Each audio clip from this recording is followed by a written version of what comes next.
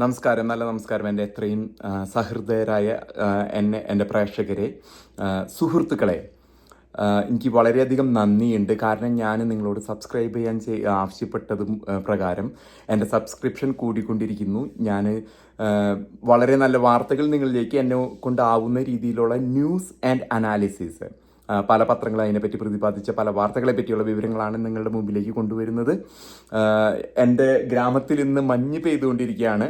ഈ കുളിരുള്ള എൻ്റെ ഈ കൊച്ചു ഗ്രാമത്തിലാണ് ഞാൻ താമസിക്കുന്ന, ഒരു മലയുടെ മുകളിൽ. ഇവിടെ കുറേ ലേക്കുകളും സിഡാർ മരങ്ങൾ, പൈൻ മരങ്ങളൊക്കെ തിങ്ങി നിറഞ്ഞു നിൽക്കുകയാണ്. ഫോഗി ആയിരിക്കും എപ്പോഴും, ഒരു നല്ല കാലാവസ്ഥയാണ്. അപ്പം അവിടെ നിന്നാണ് ഞാൻ നിങ്ങൾ സംവദിക്കുന്നത്. മഞ്ഞ് എൻ്റെ ഡെക്കിലൊക്കെ മഞ്ഞ് പെയ്തിരിക്കുകയാണ്, എപ്പോഴും മഞ്ഞ് പെയ്തുകൊണ്ടിരിക്കുകയാണ്. കാലാവസ്ഥയും ഇത്തിരി ഫോഗിയാണ്. അപ്പം ഈ ഒരു കാലാവസ്ഥയിലാണ് ഞാൻ നിങ്ങളുമായിട്ട് സംവദിക്കുന്നത്. അപ്പം ഇന്നത്തെ വാർത്തയിലേക്ക് നമുക്ക് പോകാം. അടുത്ത ഏതാനും ആഴ്ചകൾക്കുള്ളിൽ, അതുമല്ലെങ്കിൽ 2 ആഴ്ചയ്ക്കുള്ളിൽ, SDPI social democratic party of India എന്ന പാർട്ടി, കേരളത്തിൽ അതിൻ്റെ അടിസ്ഥാനം, അതിൻ്റെ ദേശീയ നേതാവാണ് ഫൈസി, കേന്ദ്ര സർക്കാർ നിരോധിക്കാൻ പോകുന്നു. നമുക്കറിയാം ഈ കഴിഞ്ഞ ദിവസങ്ങളിൽ നടന്ന ഡെവലപ്മെൻറ്റ്സ്, അതിനെക്കുറിച്ച് ഞാനൊരു ചെറിയ അവലോകനം ചെയ്യാം. ഈ ED എസ്റ്റാബ്ലിഷ്ഡ്, ക്രൈം എസ്റ്റാബ്ലിഷ്ഡ് ആണ് PFI ആൻഡ് SDPI.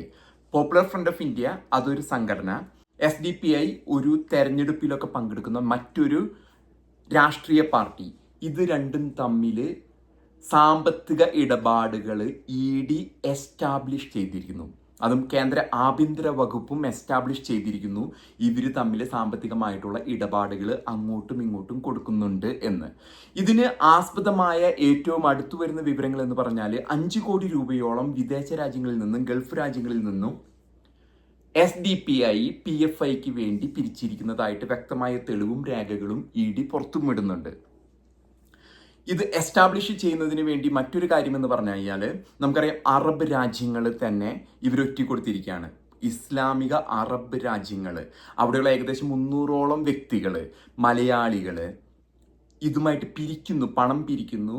ഇന്ത്യയിലെ ഇസ്ലാമിനെ വളർത്താൻ എന്ന പേരിൽ, അതുമല്ലെങ്കിൽ ഇപ്പോൾ ജയിലിലുള്ളവരെ പുറത്തിറങ്ങുന്നതിന് വേണ്ടി, നിയമസഹായത്തിന് വേണ്ടിയൊക്കെയാണ് ഇത് പിരിച്ചിരിക്കുന്നത്. അതിൽ ഫൈസി എന്ന ദേശീയ നേതാവ്, SDPIയുടെ ദേശീയ നേതാവിന് വ്യക്തമായ പങ്കുണ്ടെന്ന് ED ക്രൈം എസ്റ്റാബ്ലിഷ്. പക്ഷേ ഇതൊരു സാധാരണ ക്രൈമല്ല. ഒരു വ്യക്തി ഒരാളെ തല്ലുന്നു, കൊല്ലുന്നു, മോഷ്ടിക്കുന്നു, അതല്ലെങ്കിൽ ഡൊമസ്റ്റിക് വയലൻസ്, അങ്ങനെയുള്ള ഒരു ക്രൈമല്ല. ഇത് രാജ്യദ്രോഹമാണ് ക്രൈം എസ്റ്റാബ്ലിഷ് ED ചെയ്തിരിക്കുന്നത്. രാജ്യദ്രോഹം, ഒരു രാജ്യത്തിനെതിരെ, അവരുടെ താല്പര്യങ്ങൾക്കെതിരെ, അതിൻ്റെ ജനാധിപത്യത്തിനെതിരെയുള്ള കടന്നുകയറ്റം. പക്ഷേ ഈ ഒരു കാര്യത്തിൽ ഒരു സാധ്യത, ഞാൻ നേരത്തെ നിങ്ങളോട് പറഞ്ഞു, ഞാനാണ് ഈ വാർത്ത ബ്രേക്ക് ചെയ്യുന്നത്, SDPI നിരോധിക്കാൻ പോകുന്നു. ഇതിൽ കുറച്ച് നൂലമാലുകളുണ്ട്. PFI നിരോധിച്ച മാതിരി SDPI നിരോധിക്കാൻ സാധിക്കില്ല. അതിനുള്ള കാരണം എന്ന് പറഞ്ഞു കഴിഞ്ഞാൽ, SDPI ഒരു രാഷ്ട്രീയ പാർട്ടിയാണ്. അവർക്ക് കർണാടക പോലെയുള്ള സ്ഥലങ്ങളിലും ചിലയിടത്തൊക്കെ പഞ്ചായത്ത് മെമ്പേഴ്സ്, കൗൺസിലേഴ്സ്, അങ്ങനെയൊക്കെയുള്ള രാഷ്ട്രീയത്തിലെ ഇലക്ഷനിൽ നിന്ന് ജനങ്ങളെ അഭിമുഖീകരിച്ച് ജനാധിപത്യ രീതിയിൽ പ്രവർത്തിക്കുന്നതാണ്. അപ്പോൾ തെരഞ്ഞെടുപ്പ് കമ്മീഷൻ്റെ ഒരു അനുവാദം ഇതിന് വേണ്ടി വരും. അപ്പോൾ ഇത്തിരി നീണ്ടുപോയിരുന്നാലും SDPI നിരോധിക്കാനായിട്ട് കേന്ദ്ര സർക്കാർ തത്വത്തിൽ അംഗീകാരം നൽകിയിരിക്കുന്നു. ഇതുമായി ബന്ധപ്പെട്ട് വളരെയധികം അവലോകനങ്ങൾ പല ഭാഗത്തും പല ചാനലുകളിൽ നടക്കുന്നതിനെ കുറിച്ചാണ് ഞാനിന്ന് നിങ്ങളോട് സംസാരിക്കാൻ പോകുന്നത്. ഒരു കാര്യം മനസ്സിലാക്കണം, PFI നിരോധിച്ച വേളയിൽ നമുക്ക് അറിയാം, വടക്കൻ കേരളത്തിലും ഈരാറ്റുപേട്ട പോലുള്ള മേഖലയിലൊക്കെ ചെറിയ ചെറിയ പ്രക്ഷോഭങ്ങൾ, അവരെ വന്ന് അറസ്റ്റ് ചെയ്ത് കൊണ്ടുപോകുന്ന കാലഘട്ടത്തിൽ സിന്ദാബാദ് വിളിയും അങ്ങനെയുള്ള കുറച്ച് സാഹചര്യങ്ങളുണ്ടായി. എന്നാൽ ഈ കഴിഞ്ഞ നാളുകളിൽ വരെ വഖഫ് ബില്ല് കേന്ദ്രത്തിൽ വന്നപ്പോൾ പോലും അവർ കൊല്ലത്തും വടക്കൻ കേരളത്തിലും ഒക്കെ സ്ത്രീകളെയും മറ്റും അണിനിരക്കി വലിയൊരു ജാഥ SDPI നടത്തിയിരുന്നു. എന്നാൽ ഇതിൽ പ്രക്ഷോഭമോ പ്രതിഷേധമോ അത്ര ശക്തമായിട്ട് എങ്ങും നടക്കുന്നില്ല. ഇസ്ലാമിക സമൂഹം ഇത്തരത്തിലുള്ള പ്രവൃത്തികളിൽ നിന്നും, തീവ്ര നിലപാടുകളിൽ നിന്നും പിൻവാങ്ങുന്നു എന്നതിനുള്ള ശക്തമായിട്ടുള്ള ഒരു ന്യൂസാണ് അതിൽ നിന്ന് കിട്ടുന്നത്. ആ ഒരു തീരുമാനം, ഇസ്ലാം മാറിയിരിക്കുന്നു. അത് അവര് ഭീതി കൊണ്ടോ ഭയം കൊണ്ടോ ഇത്തരത്തിലുള്ള പ്രതിഷേധങ്ങൾക്കോ പരിപാടികൾക്കോ ഞങ്ങൾ ഇനിയില്ല. നേതാക്കന്മാർ വേണമെങ്കിൽ നേതാക്കന്മാർ അവരുടെ രീതിയിൽ നടത്തിക്കോട്ടെ എന്നുള്ളൊരു തീരുമാനം, വളരെ നല്ലതും സമാധാനപരവുമായിട്ടുള്ളൊരു തീരുമാനം കേരളത്തിലെ ഇസ്ലാമിക സമൂഹം ഉൾക്കൊണ്ടിരിക്കുന്നു. അവരങ്ങനെ ഒരു തീരുമാനമെടുത്തിരിക്കുന്നു.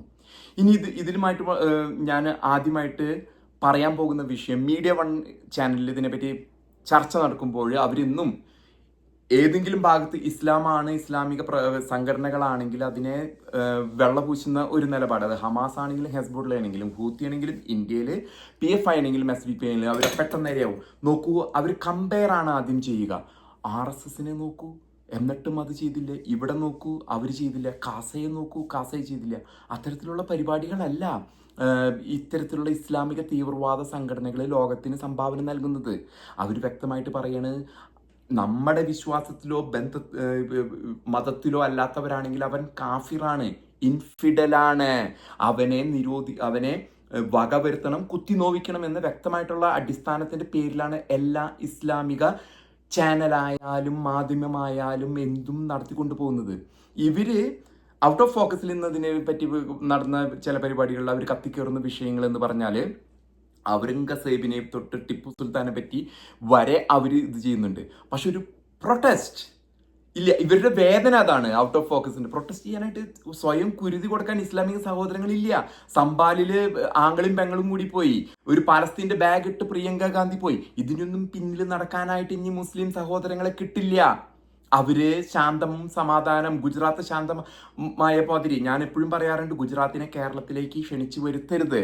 കാരണം ഇപ്പം ഇരിക്കുന്ന ആൾക്കാർ വേറെയാണ്. ഞാൻ മുസ്ലിം ആവുന്നത്ര മുസ്ലിം സഹോദരങ്ങൾ ഇതിൽ നിന്നും രക്ഷപ്പെടുത്തുന്നതിന് വേണ്ടി മാത്രമാണ് ഞാൻ സംസാരിക്കുന്നത്. എനിക്ക് ഗൂഢലക്ഷ്യങ്ങളില്ല. കാരണം ഗുജറാത്തിൽ സമാധാനം വന്നത് ഗുജറാത്ത് കലാപത്തിന് ശേഷമാണ്. അപ്പോൾ നമ്മളൊന്ന് മനസ്സിലാക്കണം, മീഡിയ വൺ പറയുന്നത് ഔറംഗസേബ് കുറച്ച് ക്ഷേത്രങ്ങളല്ലേ പൊളിച്ചുള്ളൂ, എന്തിനാണ് അയാളെ വെള്ളത്തേക്കാണ് അത്. ഔറംഗസേബ്, അതായത് നമുക്കറിയാം, ബലപ്രയോഗത്തിലൂടെ ഹൈന്ദവ ക്ഷേത്രങ്ങൾ, സംബാല്, ഗ്യാൻവാപ്പി മുതലുള്ള ക്ഷേത്രങ്ങൾ അവർക്ക് ശക്തി ഉണ്ടായിരുന്ന കാലഘട്ടത്തിൽ ഇസ്ലാം എങ്ങനെ തീവ്രവാദമായിട്ട് പ്രവർത്തിക്കുമെന്നുള്ളത് ഇന്ത്യൻ ജനതയെയും കേരളത്തിൽ ടിപ്പു സുൽത്താനെ സ്വാതന്ത്ര്യ സമര സേനാനിയായിട്ട് വെള്ള തേച്ച് കാണിച്ച് ഒപ്പം ഉള്ള പ്രവൃത്തികളെയും നമ്മൾ കണ്ടിട്ടുള്ളതാണ്. ഇനി ഹൈന്ദവ സഹോദരങ്ങൾക്ക് 1921 മലബാർ കലാപം ഒരു പക്ഷെ നമ്മളുടെ മക്കളോട് നമ്മൾ പറഞ്ഞ് മനസ്സിലാക്കുന്നുണ്ടായിരിക്കില്ല. കാരണം കോൺഗ്രസ് ഭരണകാലത്ത് പാഠപുസ്തകങ്ങളെ മാറ്റിമറിച്ച് അതിൽ ഇത്തരത്തിലുള്ള വെള്ളപൂശലുകളും ഇസ്ലാമിനെ കുറിച്ചുള്ള നുണ കാപ്പറ്റ്യവും കുത്തി നിറച്ചാണ് ഇത്തരത്തിലുള്ള പ്രവൃത്തികൾ നമ്മൾ ചെയ്യുന്നത്. ഞാനൊന്ന് പറയട്ടെ, നിങ്ങൾ വടക്കൻ മലബാറിലാണെങ്കിലും തെക്കൻ കേരളത്തിലാണെങ്കിലും വടക്ക് പോയിട്ട് മലബാർ കലാപത്തിൽ ഹൈന്ദവ സഹോദരങ്ങളെ വെട്ടിക്കൂട്ടി കെൻഡിലിട്ട സാഹചര്യം നമ്മുടെ നാട്ടിലുണ്ടായിരുന്നു. നിങ്ങൾ പോയി ചരിത്രമോ ഇത് ചെയ്ത് കൊടുക്കുക, അതിനെപ്പറ്റി ഒരു സിനിമ ഉണ്ടാക്കണം, അതിനെ വെള്ളപൂശുന്നതിന് വേണ്ടി നമ്മുടെ വലിയ സാംസ്കാരിക നായകന്മാർ, പൃഥ്വിരാജൊക്കെ മറ്റാണെന്ന് തോന്നുന്നു. പിന്നെ കുറേ വലിയൊരു ഇതാണ് ഈ റിമ കമില്ലെങ്കിലും അദ്ദേഹത്തിൻ്റെ ഭർത്താവൊക്കെ പടികൂടി വലിയ വലിയ കമ്മ്യൂണിസ്റ്റുകാരാണ് അവര്. പക്ഷെ അവര് ഇങ്ങനെ ഒരു വെള്ളപൂശലിനെ പറ്റി ഒരു ഇത് നടത്തിയെന്ന് മാറിപ്പോയ കഥയൊക്കെ നമുക്കറിയാം. അപ്പൊ ഈ വെള്ളപൂശലുകൾ കേരളത്തിൽ എന്നും നടന്നുകൊണ്ടിരിക്കുന്നു. മീഡിയ വൺ പറയുന്ന പോലെ ടിപ്പു സുൽത്താൻ അമ്പലങ്ങളും ക്ഷേത്രങ്ങളും പള്ളികളും പൊളിച്ചാൽ എന്താണ് എന്നാണ് അവരുടെ വാദം. അല്ലെങ്കിൽ ഔറംഗസേബ് പൊളിച്ചാൽ എന്താണ്, അത് തിരിച്ചു പിടിക്കണമെന്നാണ് ഇന്ന് നമ്മളുടെ ആവശ്യം. ഹൈന്ദവ സഹോദരങ്ങളിൽ നിന്ന് പോയ ഗ്യാൻവാപ്പിയോ സംബാലോ, ഇപ്പൊ കോൺഗ്രസ് പിൻമാറി. ആദ്യം രാഹുൽ ഗാന്ധിയും പ്രിയങ്ക ഗാന്ധി അവിടെ പോകാൻ ശ്രമം നടത്തിയെങ്കിലും അതിൽ നിന്ന് പിൻവാങ്ങി. ഇനി ഞാൻ നേരെ തിരിച്ച് വീണ്ടും ഈ കാര്യങ്ങളിലേക്ക് വരാം. SDPI ഈ പാർട്ടിയെ നിരോധിക്കാനുള്ള കാരണം ഗൾഫ് രാജ്യങ്ങളിലെ അറബ് രാജ്യങ്ങളിൽ നിന്നുള്ള ഫണ്ടിങ് അത് നേരെ ഒറ്റിക്കൊടുത്ത്, അതല്ലെങ്കിൽ അവരെ പിടിച്ച് കൊടുത്തത് 300ഓളം പേരാണ്. ആദ്യ ബാച്ച് വന്നു കഴിഞ്ഞു, അടുത്ത ബാച്ച്. അവരിൽ നിന്നുള്ള വ്യക്തമായ രേഖകളുടെയും തെളിവുകൾ, വിറ്റ്നസ് ആൻഡ് എവിഡൻസിന്റെ പേരിലാണ് ഇവരെ പിടിച്ചിരിക്കുന്നത്. ഇവർക്ക് ഒരു രക്ഷയില്ല. SDPIക്ക് രക്ഷപ്പെടാൻ പറ്റില്ല. ഒരു സംഘടന അല്ലെങ്കിൽ ഒരു രാഷ്ട്രീയ പാർട്ടി എന്ന നിലയിൽ അതിനെ നിരോധിക്കുക തന്നെ ചെയ്യും കേന്ദ്ര സർക്കാർ അടുത്ത 2 ആഴ്ചക്കുള്ളിൽ. അതിന്റെ നിയമപരമായിട്ടുള്ള തെരഞ്ഞെടുപ്പ് കമ്മീഷനിൽ നിന്നുള്ള കുറച്ച് അനുവാദങ്ങളെ വേണ്ടു. അതൊന്നും കേന്ദ്ര സർക്കാരിന്റെ ഭരണത്തിലിരിക്കുന്നവർക്ക് അത്ര വലിയ കാര്യമായിട്ട് എനിക്ക് തോന്നുന്നില്ല. ഒപ്പം തന്നെ നമ്മളെ സംബന്ധിച്ചിടത്തോളം ഇതിൽ എത്രമാത്രം നമ്മൾ തെറ്റിദ്ധരിക്കപ്പെട്ടിരുന്നു. കേരളം, പ്രത്യേകിച്ച് കേരളം തെറ്റിദ്ധരിപ്പിക്കപ്പെട്ടിരിക്കുന്നു.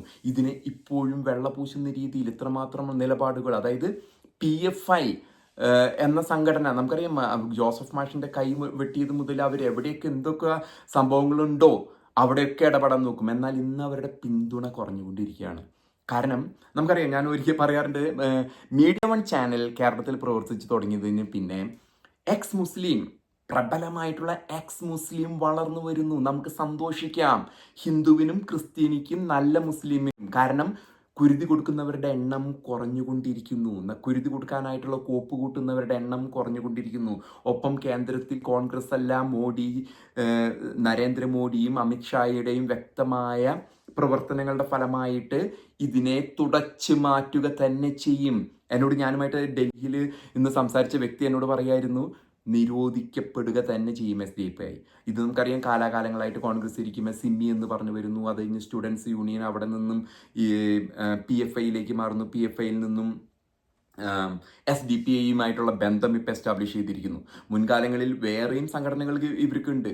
ഈ പറഞ്ഞ മാതിരി നാസർ മദിനി മുമ്പ് ISSS എന്നായിരുന്നു അയാളുടെ പാർട്ടിയുടെ പേര്. അതിൽ നിന്ന് നിരോധിക്കപ്പെട്ടപ്പോൾ PDP ആകുന്നു. പക്ഷെ അവരുടെ അജണ്ടയൊക്കെ ഒന്നാണ്. ഇന്ത്യയിൽ ഭയവും ഭീതിയും വളർത്തി മുഗൾ സാമ്രാജ്യം വീണ്ടും കെട്ടിപ്പടുക്കാൻ സാധിക്കുമോ എന്നുള്ളതാണ് ഇവരുടെ ലക്ഷ്യം. അപ്പോൾ വീണ്ടും ഞാനാണ് ഈ വാർത്ത ബ്രേക്ക് ചെയ്യുന്നത്. SDPIയെ നിരോധിക്കാൻ കേന്ദ്ര സർക്കാർ തത്വത്തിൽ തീരുമാനമെടുത്തിരിക്കുന്നു. തെരഞ്ഞെടുപ്പ് കമ്മീഷന്റെ ഇതിനു വേണ്ടി വെയിറ്റ് ചെയ്യാണ്. ഒരു അപേക്ഷ കൂടി ഞാൻ പറഞ്ഞു, ഞാൻ നിങ്ങൾക്ക് ശുദ്ധമായ വാർത്ത തരുന്ന ആളാണ്. എൻ്റെ ചാനൽ സബ്സ്ക്രൈബ് ചെയ്ത് എന്നെ സഹായിക്കണം. ലൈക്കും ഷെയറും സബ്സ്ക്രൈബും ചെയ്ത് അമേരിക്കയിൽ നിന്ന്, യൂറോപ്പിൽ നിന്ന് ഇനി അധികം വൈകാതെ തന്നെ ഞാൻ സൗത്ത് ഏഷ്യ, മിഡിൽ ഈസ്റ്റ് പോലെയുള്ള രാജ്യങ്ങളിലും പോയി നിങ്ങൾക്ക് വാർത്ത എത്തിക്കുന്നതായിരിക്കും. കേരളത്തിൽ നിന്ന് എൻ്റെ വാർത്തകൾ, മുനമ്പം വഖഫ് വിഷയം കൊണ്ടുവന്നു, അതല്ലെങ്കിൽ ടിപ്പു സുൽത്താൻ എങ്ങനെയാണ് പള്ളികളും അമ്പലങ്ങളും അവിടെ ലൈവ് ഗ്രൗണ്ട് സീറോയിൽ പോയിട്ട് ഞാൻ കഴിഞ്ഞ വീഡിയോകളിൽ, എൻ്റെ ആദ്യത്തെ വീഡിയോ ടിപ്പു സുൽത്താൻ പൊളിച്ചൊരു പള്ളിയിൽ നിന്നാണ്, സംബാളൂരിൽ നിന്നാണ്. ഇതൊക്കെ നിങ്ങൾ പോയി കാണണം. നിങ്ങൾ ലൈക്ക് ചെയ്യണം, ഷെയർ ചെയ്യണം. ഒപ്പം തന്നെ നിങ്ങൾക്ക് ആവശ്യമുള്ള വാർത്തകൾ ഞാൻ നൽകിക്കൊണ്ടിരിക്കും. ഒപ്പം തന്നെ ഞാൻ കഴിഞ്ഞ 3-4 ദിവസം മുമ്പ് ഓസ്കാർ അവാർഡ് വേദിയിൽ നിന്ന് ലൈവായിട്ട് നിങ്ങൾക്ക് വാർത്ത നൽകിയിരുന്നു. ഇതൊക്കെ കണക്കെടുത്ത് ഇതൊന്ന് ലൈക്ക് ചെയ്ത് സബ്സ്ക്രൈബ് ചെയ്ത് ഷെയർ ചെയ്യണമെന്ന് വിനീതമായിട്ട് വീണ്ടും എൻ്റെ കൊച്ചു ഗ്രാമത്തിൽ നിന്നുകൊണ്ട് ഞാൻ നിങ്ങളോട് വിനീതമായിട്ട് അഭ്യർത്ഥിക്കുകയാണ്. നന്ദി, നമസ്കാരം.